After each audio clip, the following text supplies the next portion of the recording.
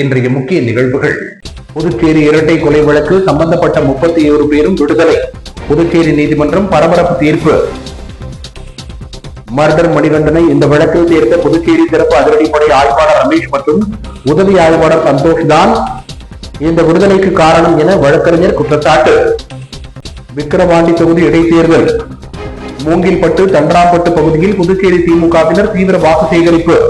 Karaikal France துணை தூதரகத்தில் நடைபெற்ற பிரான்ஸ் நாட்டின் பாராளுமன்ற தேர்தலுக்கான வாக்குப்பதிவு. பிரான்ஸ் நாட்டின் குடியுரிமை பெற்ற ஏராளமான மக்கள் ஆர்வத்துடன் வாக்களிப்பு.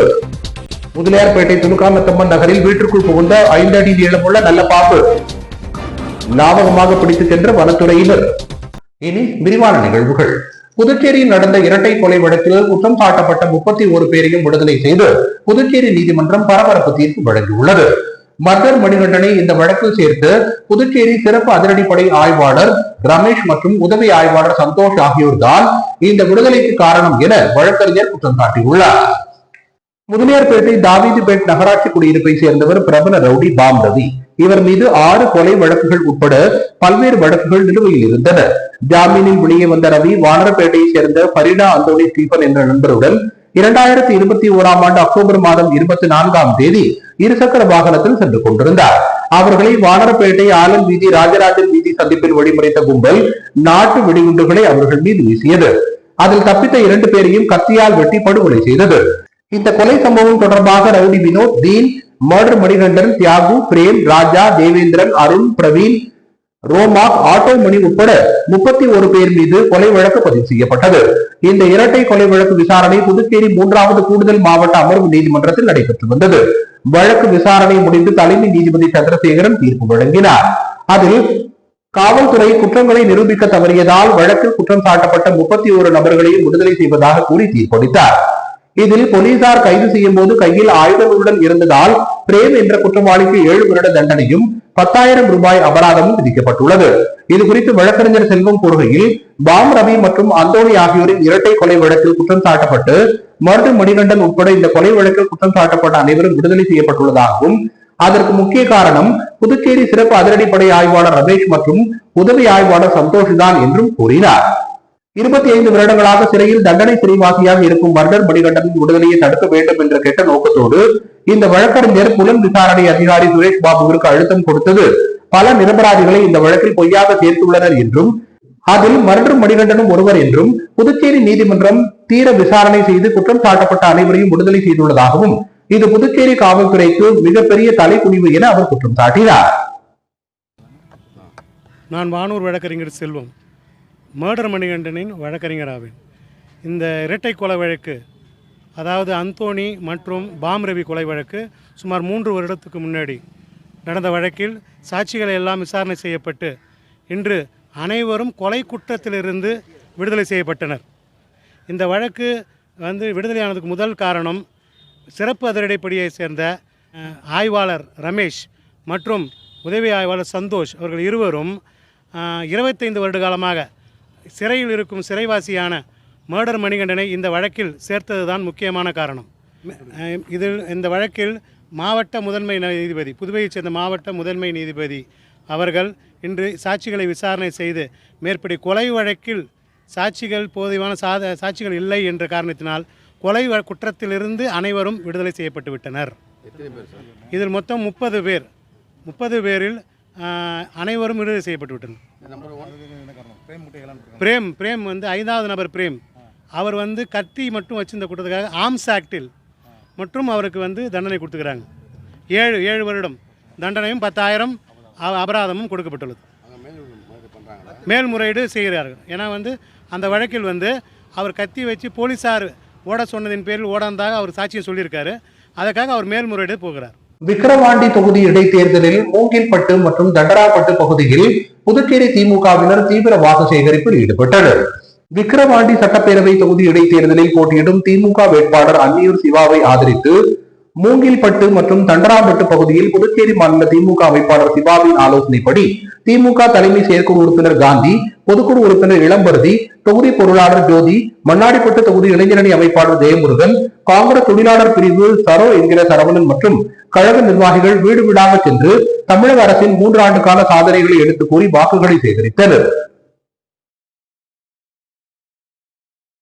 காரைக்காலில் அமைந்துள்ள பிரெஞ்சு துணை தூதரகத்தில் நடைபெற்ற பிரான்ஸ் நாட்டு நாடாளுமன்ற தேர்தலுக்கான 2ஆம் கட்ட வாக்குப்பதிவில் பிரான்ஸ் நாட்டின் குடியுரிமை பெற்ற ஏராளமான மக்கள் ஆர்வத்துடன் வாக்களித்தனர். பிரான்ஸ் நாட்டின் பாராளுமன்ற தேர்தல் 2 கட்டங்களாக நடைபெறுகிறது. இதன் முதல் கட்ட வாக்குப்பதிவு கடந்த ஜூன் மாதம் 30ஆம் தேதி காரைக்கால் மாவட்டத்தில் துணை தூதரகத்தில் நடைபெற்றது.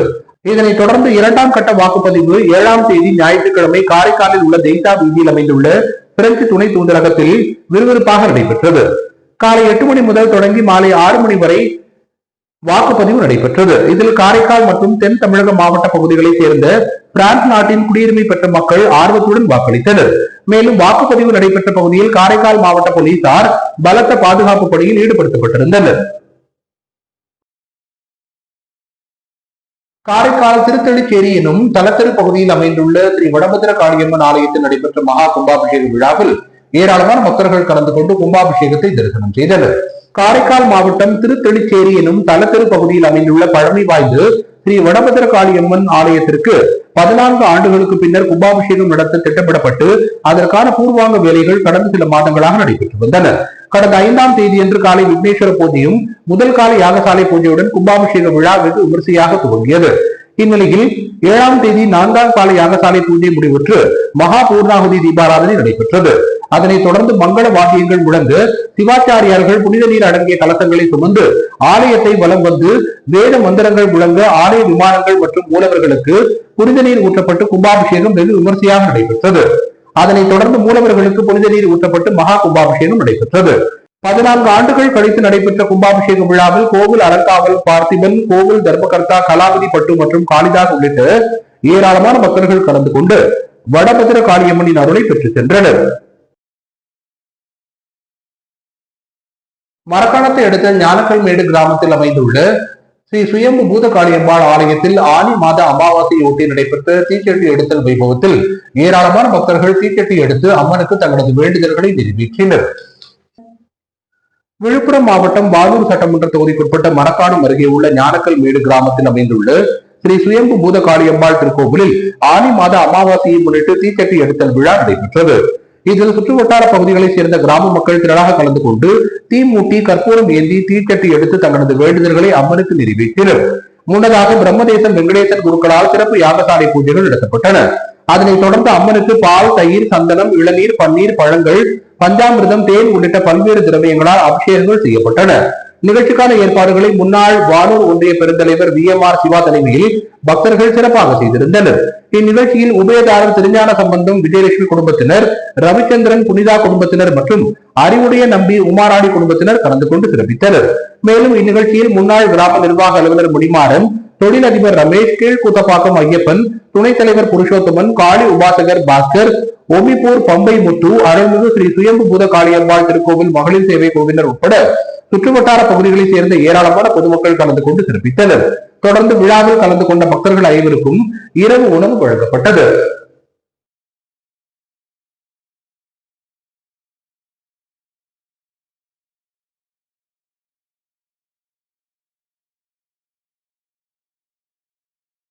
சுராஜ் ஆர்ட் பயிற்சி பள்ளி மாணவர்கள் சார்பில் ஆரோதன் ஆர்ட் கேலரியில் நடைபெற்ற ஓவிய கண்காட்சியை அரியாங்குப்பம் தொகுதியின் சட்டமன்ற உறுப்பினர் பாஸ்கர் என்ற தட்சிணாமூர்த்தி தொடங்கி வைத்து பார்வையிட்டார். அரியாங்குப்பம் உப்புக்கார வீதியில் உள்ள சுராஜ் சித்திர பயிற்சி பள்ளி சார்பில் சித்திர பயிற்சிகள் வழங்கப்பட்டு வருகின்றன. இந்நிலையில் 1ஆம் ஆண்டு விழாவை சிறப்பிக்கும் வகையில் மாணவர்களின் ஓவிய கண்காட்சி குருசுக்குப்பம் சான்கேஸ் வீதியில் உள்ள ஆரோதன் ஆர்ட் கேலரியில் நடைபெற்றது. இந்நிகழ்ச்சிக்கு வருகை புரிந்த அனைவரையும் புதுச்சேரி மாநில அரசு சிறந்த பணியாளர் விருதாளர் மற்றும் சாதனையாளர் சுந்தரராசு வரவேற்றார். நிகழ்ச்சியில் சிறப்பு விருந்தினராக அரியாங்குப்பம் தொகுதியின் சட்டமன்ற உறுப்பினர் பாஸ்கர் என்ற கிருஷ்ணாமூர்த்தி கலந்து கொண்டு ஓவிய கண்காட்சியை துவக்கி வைத்தார். ஆரோதன் ஆர்ட் கேலரியின் நிறுவனர் தலைவர் லலித் வர்மா குத்துவிளக்கு ஏற்றி வைத்து அதனைத் தொடர்ந்து அரியாங்குப்பம் ஓவிய தந்தை மறைந்த ராம்குமார் ஓவிய ஆசிரியர் அவர்களின் நினைவை போற்றி மலர் தூவி விழாவை தொடங்கி வைத்தார். சிறப்பு விருந்தினர்களாக Kalaimamani Kandappan, assist world record நிறுவனர் ராஜேந்திரன் மற்றும் புதுச்சேரி மாநில நேரடி நியமன பயிற்சி பெற்ற பட்டதாரி ஓவிய ஆசிரியர் சங்க செயலர் சுப்பிரமணியம் உள்ளிட்ட ஏராளமானோர் கலந்து கொண்டனர். இந்த ஓவிய கண்காட்சியில் ஓவிய படைப்புகளை வைத்துள்ள மாணவர்கள் விதுஸ்ரீ, சுபிக்ஷா, ரக்ஷனா, மிருதுளா, மோகிஸ்தா, தாக்ஷிதா, புவனேஷ்குமார், நிரஞ்சனா, யஷ்விதா, சாஷினி, மிடிலா, தர்லேஷ், செந்தமிழ் செல்வி ஆகிய மாணவர்களின் 100க்கும் மேற்பட்ட ஓவிய படைப்புகளை பார்வையிட்டு பார்வையாளர்கள் வாழ்த்துக்களை தெரிவித்தனர். இந்த ஓவிய கண்காட்சி 7ஆம் தேதி வரை தொடர்ந்து காலை 9:30 மணி முதல் மாலை 6 மணி வரை பார்வைக்காக வைக்கப்பட்டுள்ளது. ஓவிய கண்காட்சி விழாவின் ஏற்பாடுகளை மாணவர்கள் மற்றும் பெற்றோர்கள் சிறப்பாக செய்திருந்தனர்.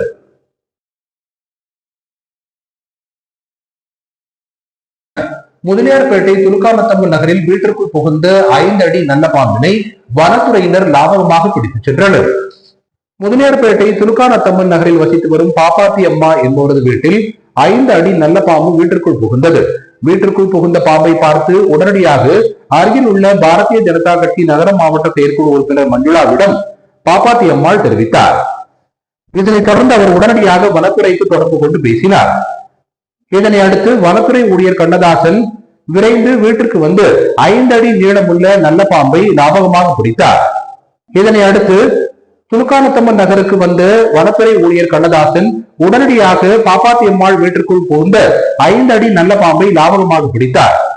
இந்த விஷயத்தில் துரிதமாக செயல்பட்ட வனத்துறையினருக்கு பொதுமக்கள் பாராட்டுக்களை தெரிவித்தனர். பாரதிய ஜனதா கட்சியின் ஸ்தாபகர் ஷியாம் பிரசாத் முகர்ஜியின் 123ஆம் ஆண்டு பிறந்த நாள் விழாவை ஒட்டி அவரது திருவுருவப் படத்திற்கு காரைக்காலில் பல்வேறு இடங்களில் பாஜகவினர் மலர் தூவி மரியாதை செலுத்தினர். பாரதிய ஜனதா கட்சியின் ஸ்தாபகர் டாக்டர் ஷியாம் பிரசாத் முகர்ஜியின் 123ஆம் ஆண்டு ஜெயந்தி விழா கொண்டாடப்பட்டது. இதனையொட்டி காரைக்கால் மாவட்ட பாஜக சார்பில் பல்வேறு இடங்களில் ஷியாம் பிரசாத் முகர்ஜியின் திருவுருவப் படத்திற்கு மாலை அணிவித்தும் மலர் தூவியும் மரியாதை செலுத்தப்பட்டது. காரைக்கால் புதிய பேருந்து நிலையத்தில் மாவட்ட தலைவர் முருகதாஸ் ஏற்பாட்டிலும், காட்டாப்பிள்ளை கோடியில் தெற்கு தொகுதி தலைவர் கண்ணன் ஏற்பாட்டிலும், மதகடியில் இளைஞரணி தலைவர் ஹரிகரன் ஏற்பாட்டிலும் இந்த நிகழ்ச்சிகள் நடைபெற்றன. இந்நிகழ்ச்சிகளில் புதுச்சேரி மாநில பாஜக துணைத் தலைவர் GNS ராஜசேகரன் கலந்து கொண்டு ஷியாம் பிரசாத் முகர்ஜியின் திருவுருவப் படத்திற்கு மலர் தூவி மரியாதை செலுத்தினார். அதனைத் தொடர்ந்து பொதுமக்களுக்கு அவர் இனிப்புகளை வழங்கினார்.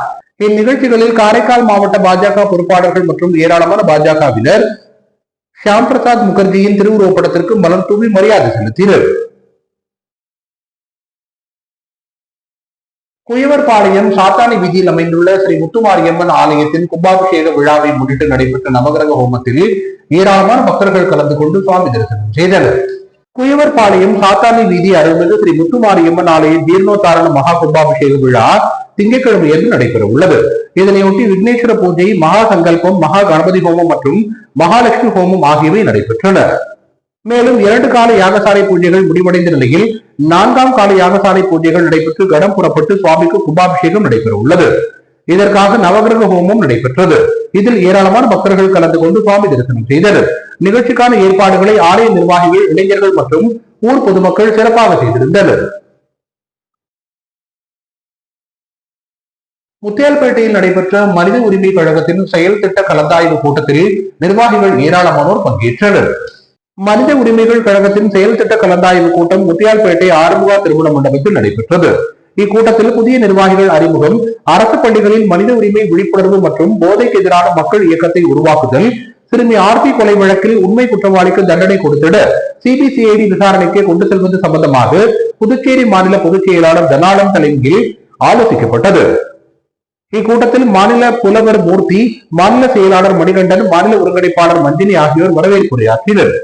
சுரேஷ், தொகுப்பாளர் கமல், சிறப்பு அழைப்பாளர்களாக குடி மற்றும் போதைக்கான சிகிச்சை மையம் நிறுவனர் சுமதி, புதுச்சேரி மாநில செயலாளர் தமிழ் தேசிய இயக்கம் வேல்சாமி ஆகியோர் கலந்து கொண்டனர். நிறைவாக நகர செயலாளர் தியாகராஜன் நன்றி கூறினார்.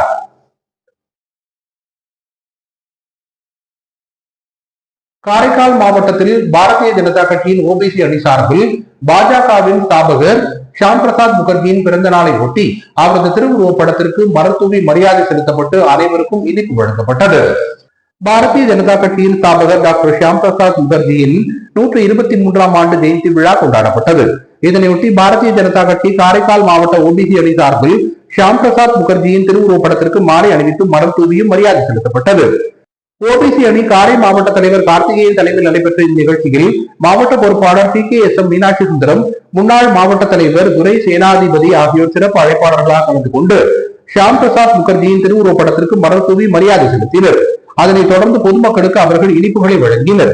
இந்நிகழ்ச்சியில் பாஜக பொறுப்பாளர்கள் மற்றும் ஏராளமான பாஜகவினர் கலந்து கொண்டு திருவுருவப் படத்திற்கு மலர் தூவி மரியாதை செலுத்தினர்.